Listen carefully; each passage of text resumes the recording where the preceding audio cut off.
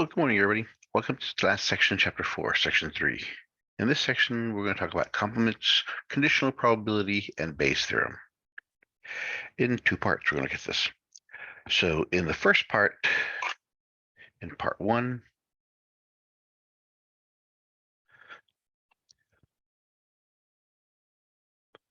we're going to extend the multiplication rule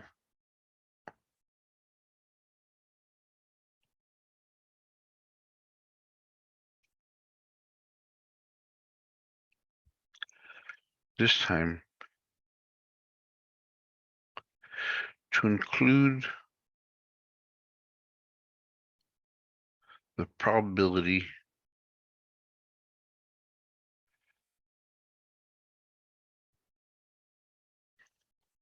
among several trials.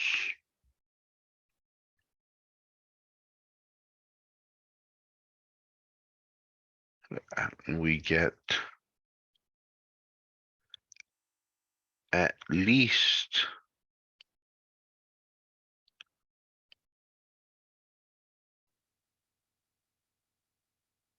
one of the specified events.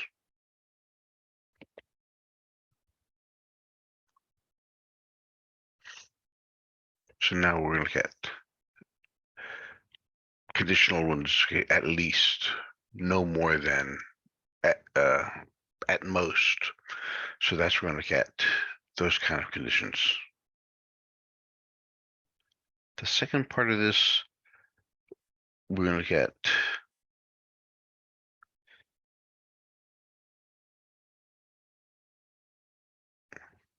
conditional probabilities.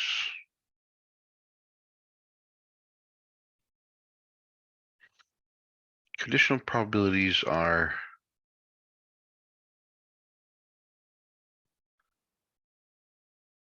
probabilities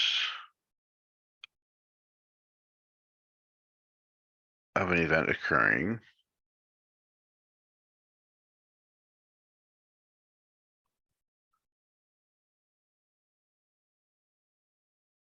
when we have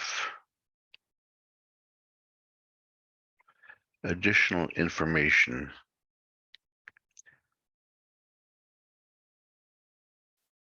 that some other event has to have happened already.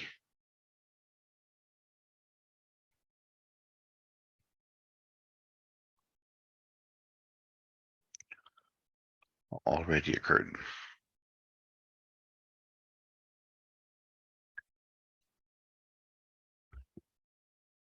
So for something to happen in the future, we have to have something to have happened in the past.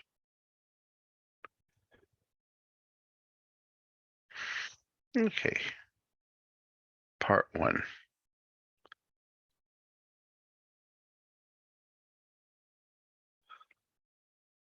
Complements. The probability of at least one.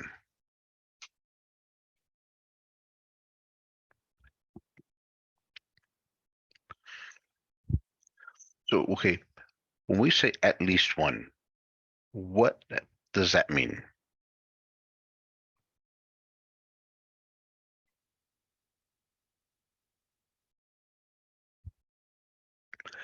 This means that it at least one or more events occur, or they must occur. So that's what at least one means. The complement, or the opposite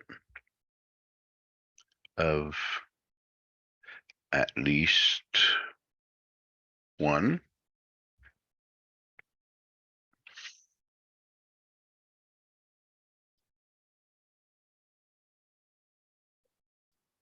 It's no events occurring. So, because if this one means at least one, it could be two, it could be three, it could be all of them. The opposite of that is no events will occur.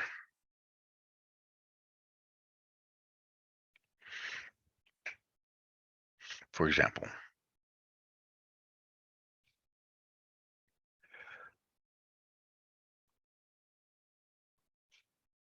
not getting at least one girl in 10 births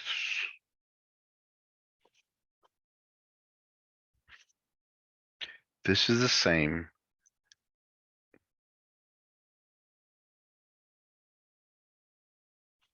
as getting no girls.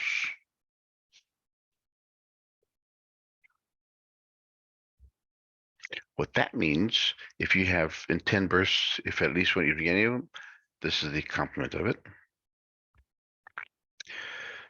That means is getting all boys, 10 boys.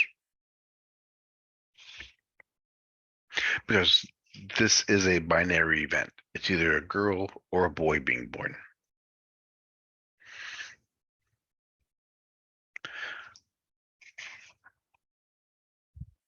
Okay, so let's look at the steps.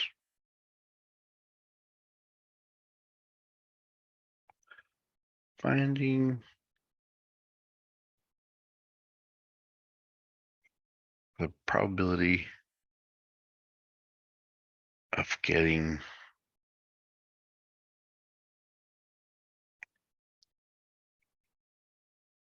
at least one event, specific event.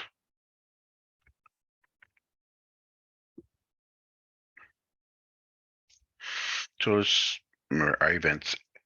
A is what we're looking for. That's the event we're looking for. So A means getting at least one event. Since that's the event, then the complement of that is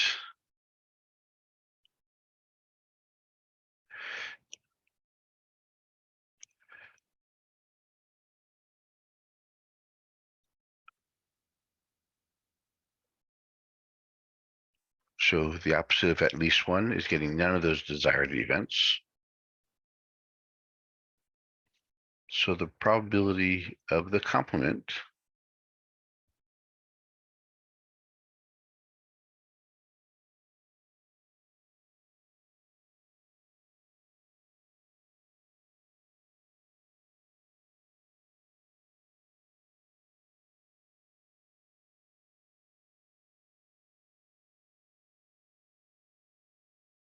that's probability of the complement of A.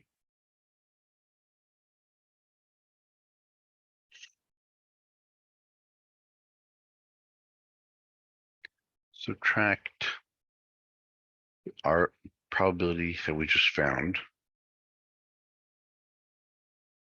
from 1. So the probability of what we want is the same as 1 minus the probability of what we don't want. That's the complement rule. So let's look at the first example.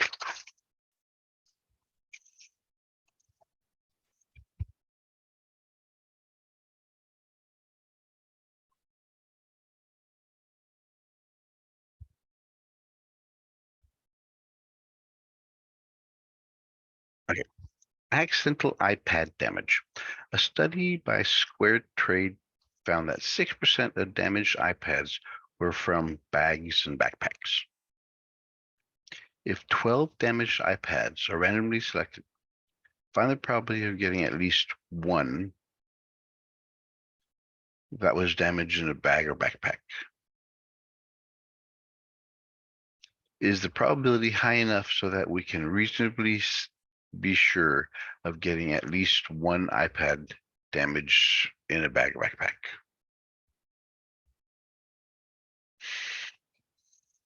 All right, so let's look at those 4 steps we just solved. So step 1. Define A. What is our event? So getting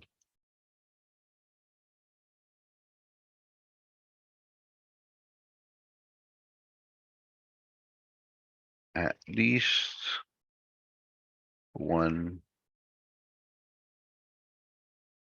damaged iPad.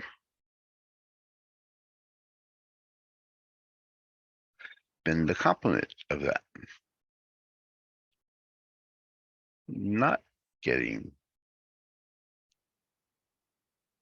at least one damaged iPad. This is, I'm getting no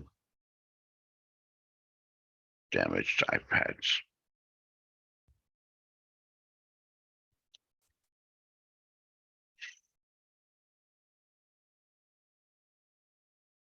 Remember, all of these are of the 20.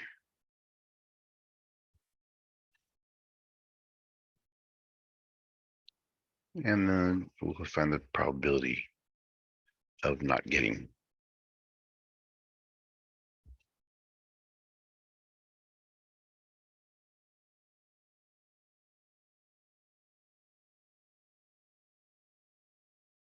Any damaged iPads. And then we put it in our formula.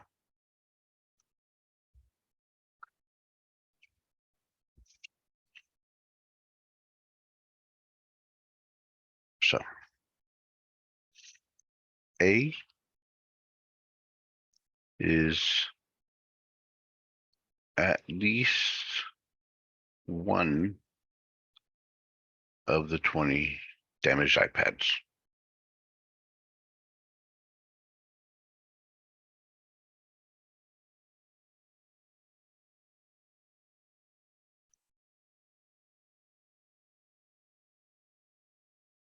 Damage in a bag or backpack. That's what A is. So then the complement was saying all 20 iPads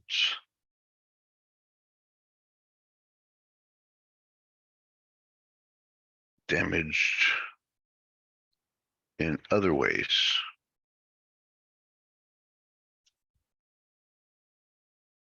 Not bag or backpack.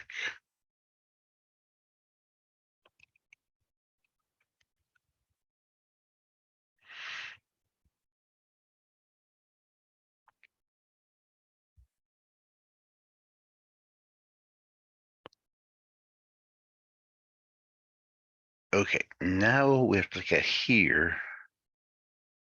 Let's see, where's our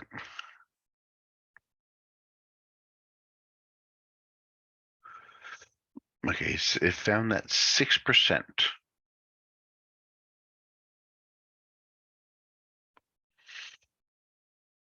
So of getting a damaged one, we're 6%. That means not getting one is 94%. Because remember, the A plus not A has to equal 1. So if that's 6%, we were missing 94%.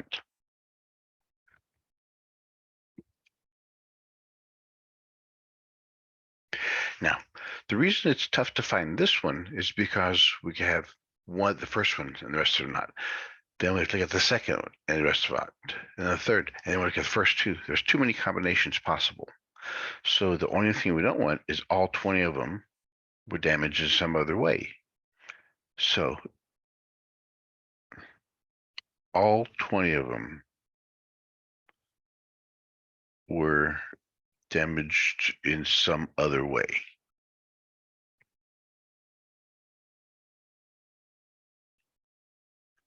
What's the probability of being damaged in some other way? 94%. 94%.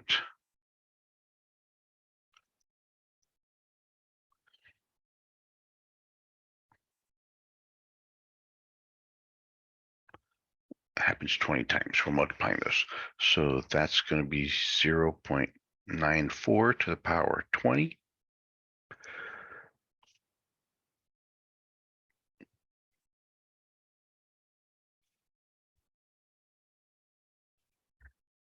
Since we have 2 decimal places there, our answer has to be in 3 decimal places. Remember, that's the rounding rule.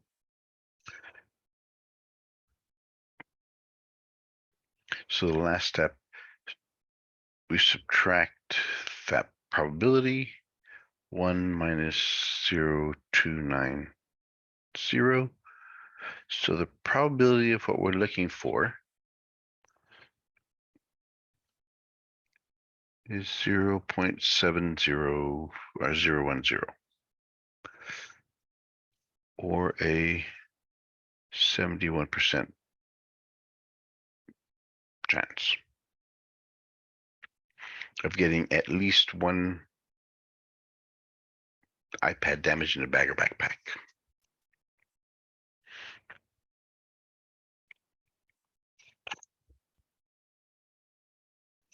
So that's what, look, it's much easier to find out what we don't want because it only happens one time, one way. Let's look at part 2 of this.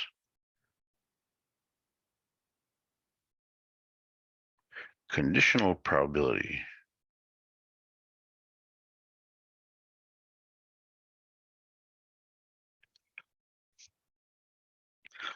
Remember, condition, there's a condition that one event has to happen before another.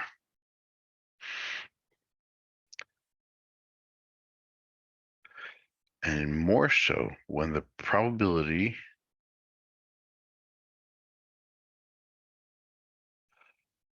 of one event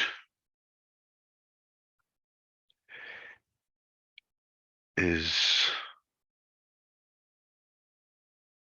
affected by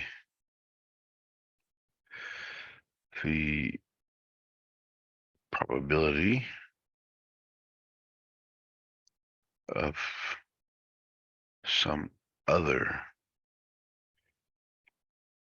event.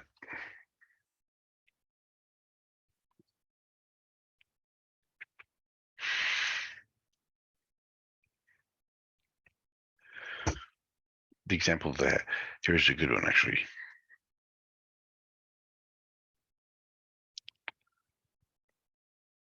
The probability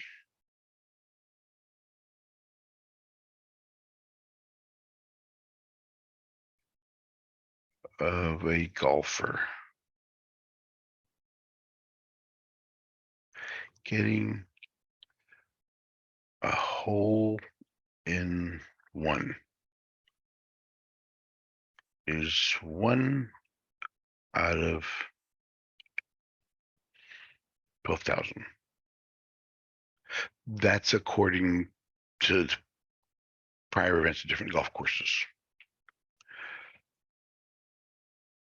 But if the golfer is a professional,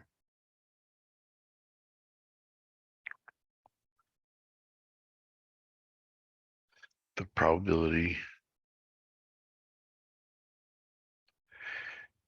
is 1 out of 2,375. That's from the USA Today.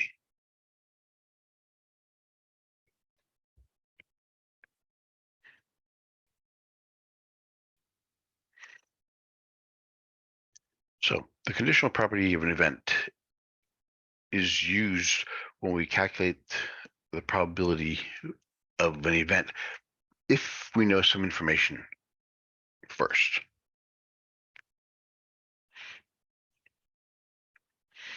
All right, so let's look at this. The conditional probability.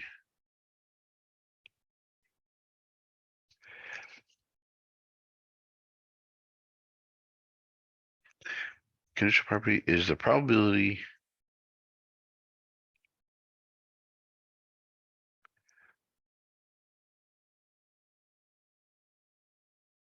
when additional information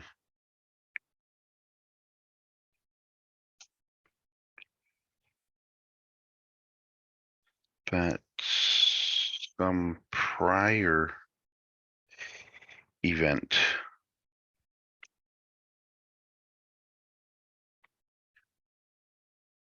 has already occurred.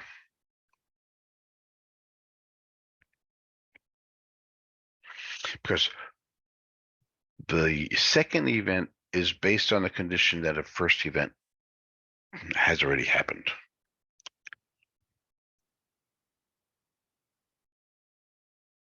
The notation that we use is this.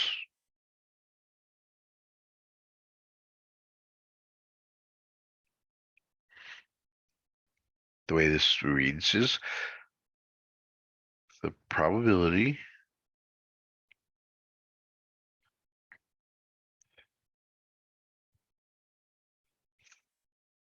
that event B occurs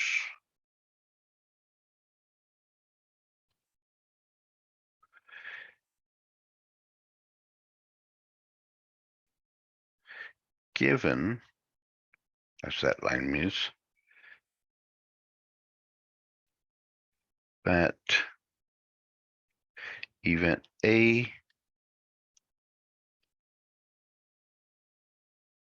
has already occurred. And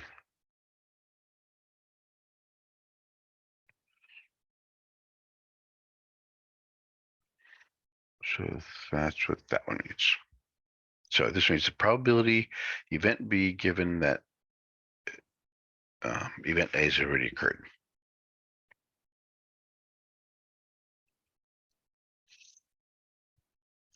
Here's the formula.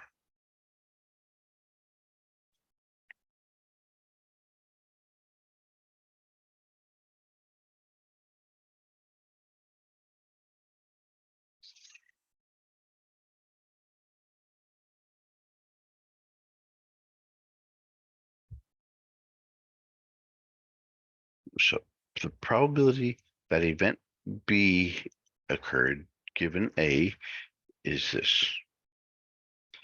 The probability of A and B over the probability of A. So what this is, probability of A and B, that's the probability of both of those occurring divided by the probability of just A occurring.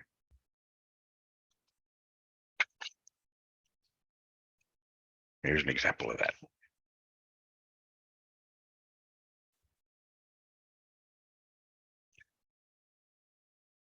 Pre-employment drug screening. Okay, we did this last section. You have the job applicant, here's a positive test, negative test, some drug user, not a drug user. The total of this list is 555. We know that there are 50 of those, 505 of those. There's 70 positive test users and 485. So we have to add up each column in a row. So what we're looking at here is the probability of getting a positive test result given that the subject uses drugs. If 1 of 55 is randomly selected, find the probability that the subject has positive test results given the subject already used drugs. That is that.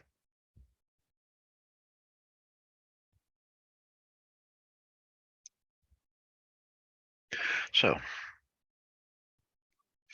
the probability that the subject uses, positive test result given that the subject uses drugs. So if the top part would look at positive test result and subject uses drugs divided by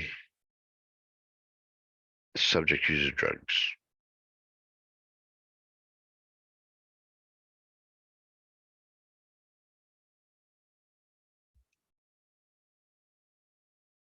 So the positive test result is this one, that column, and the subject uses drugs, so it's this one.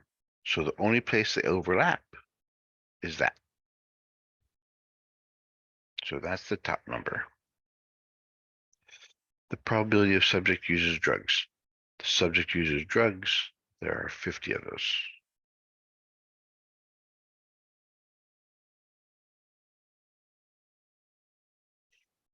Which simplifies into 9 over 10, which is 0.90.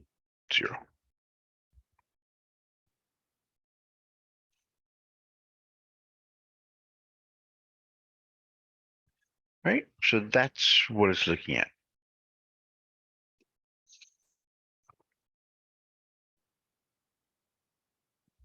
If we have a table, it makes it much easier. Oh, we're gonna get what B says. If one of the 555 test subjects is randomly selected, find the probability that the subject already uses drugs, given that he or she has a positive test result. That is, find the subject uses tests given positive test result. So that was A. Now we got to figure out B.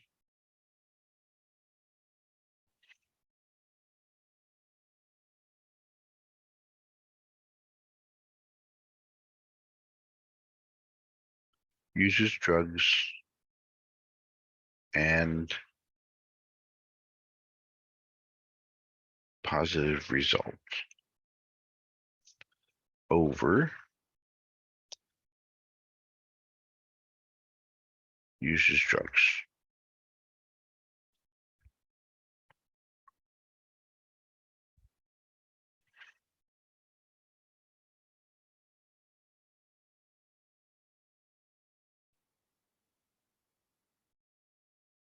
No, that's the A part is positive test.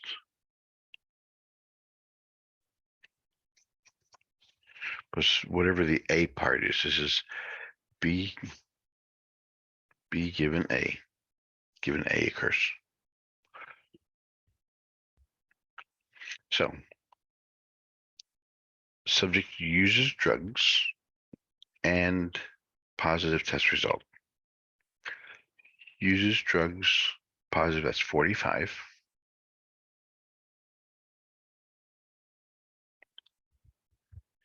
Given they had a positive test result, that's over 70. Because now the second one, we're only looking at those that have a positive test result. So the population, the total number of those is 70. And the one specifically uses drugs and positive tests is 45. That equals approximately 6.43.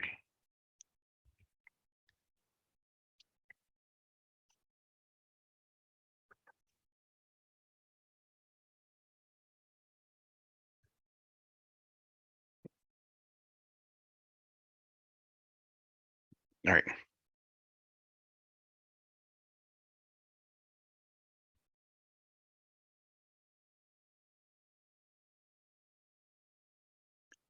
Confusion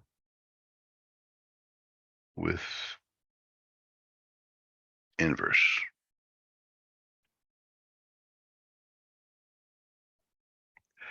So we can write this same statement two ways. Probability of A given that B occurs, probability of B given that A occurs. These generally are not the same thing. Okay, so using this is what the confusion of the inverse is all about. That's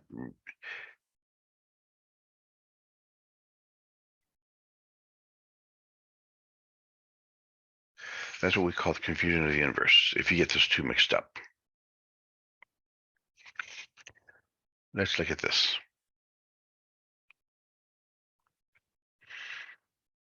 It is dark outside. It is midnight.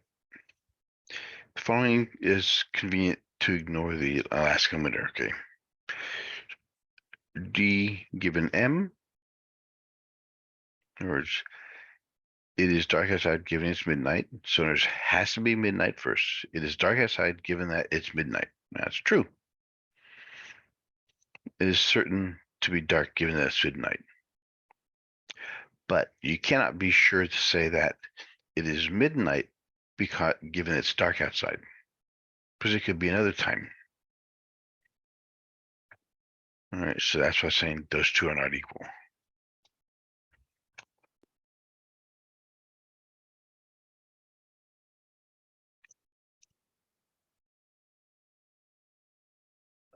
Now, last part.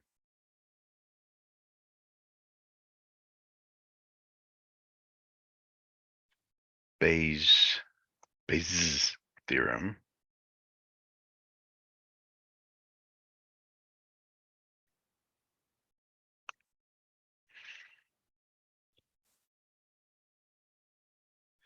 Bayes' theorem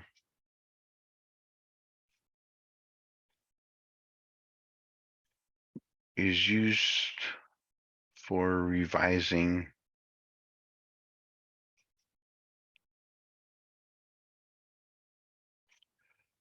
a probability value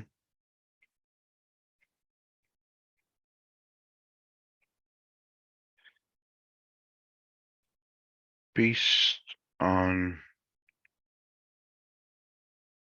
additional information.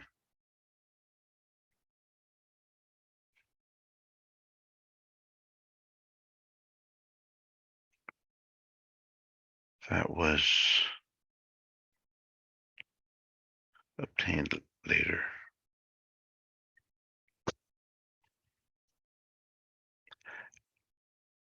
At a later date or a later time.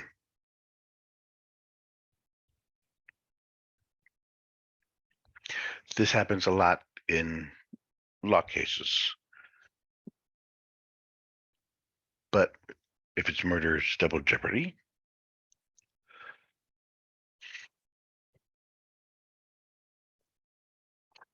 Let's look at this example.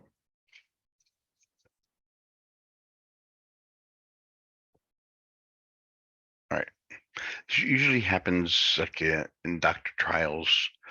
You hear it all the time. At first, they'll say that drinking milk after 20 years old is bad for you, but then another study found more information about inside milk and the human body that it's healthy for you to drink milk. Same thing happened with chocolate milk. Well, smoking is always going to be bad for you. But yeah, it's the medical world always finds stuff that's going to give you changes to previously known events. Assuming cancer has a 1% prevalence rate, meaning that 1% of the population has cancer. Do you know in the event of having cancer by C, we have probability of cancer is 0.01. That's 1%. For a subject randomly selected population. This result is included with the following performance characteristics of a test for cancer. Performance characteristics. This is what they're looking for in the event and tests. The probability of having cancer is 0.01, 1% rate. The false positive is 10%. That is, the probability of getting a positive test that cancer is not present is 10%. The true positive rate is 80%. That is, the positive test results given that the cancer is present is 80%. To find the probability that you have cancer given that you have a positive test result, so that is, find the probability the subject actually has cancer given that he or she has a positive test result.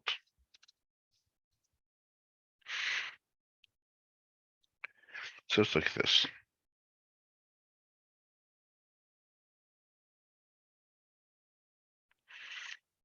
So let's assume some number, 1,000 subjects. But they're actually, now is it worldwide or is it the US population? So we'll look at this. So 1%, the prevalence rate, 10 subjects are expected to have cancer. That's 1% of 1,000, which is 0.01 times 1,000 equals 10. That's where we got the 10 people from.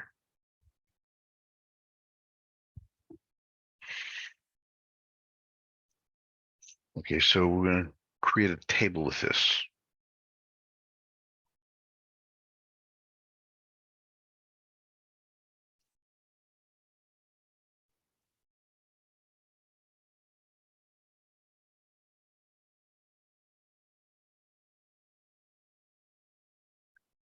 So this is the positive test results. This is the negative test result. This has cancer, no cancer.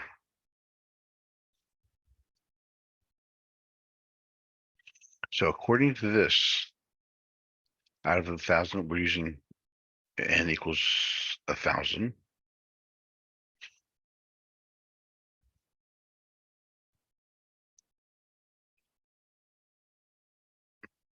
According to this, we have 1% of the subjects have cancer. That equals 10. All right. So that if those 10 people have cancer, that means we have 990 do not have cancer because together they have to equal 1,000.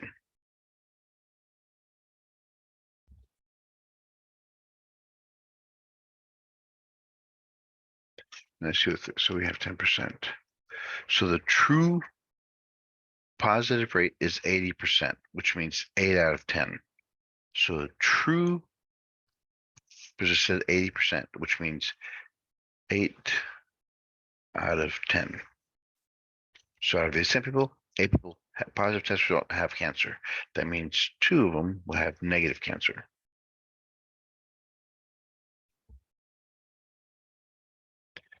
The same thing with this one. So we have now no cancer, false positive rate is 10%. So 10% of 99, 990 is 99. That means the negative is 99 minus this one, which is 891. So adding these two, we get 893 and 107. Together they have to equal 1,000. So to find cancer given that positive test result, remember we have to look at probability of cancer and positive test results over the positive test result.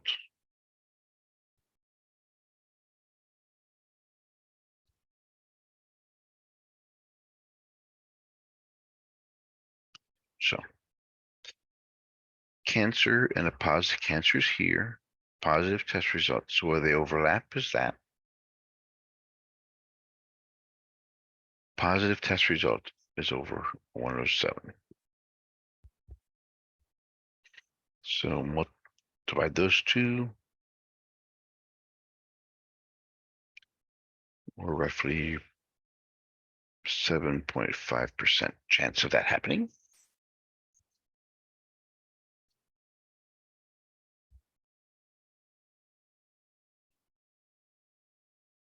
Right. So again, it helps if we take our information, create a chart from it.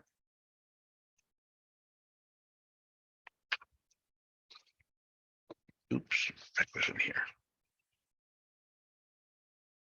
Well, before I put that in there,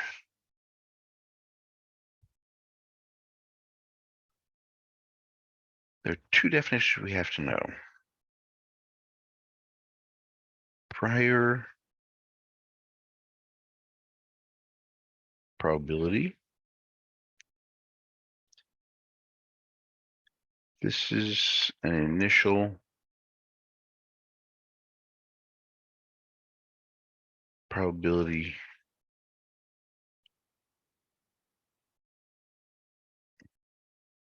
obtained before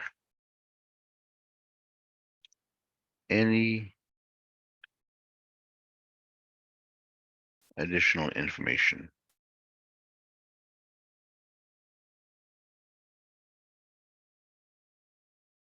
is received. That's prior probability. So that's the initial probability. That's what you do before you find anything else.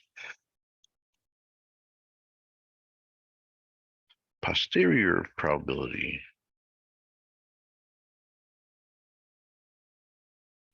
So some of this is called a priori. Posterior. This is the probability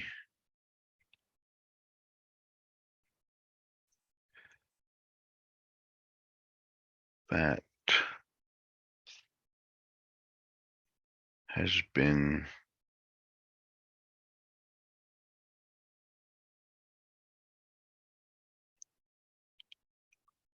received by using additional information.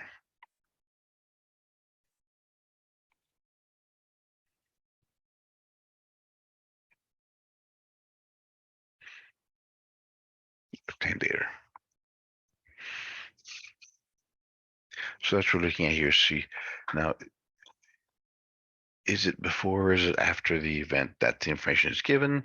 So that will change our conditional probabilities. All right.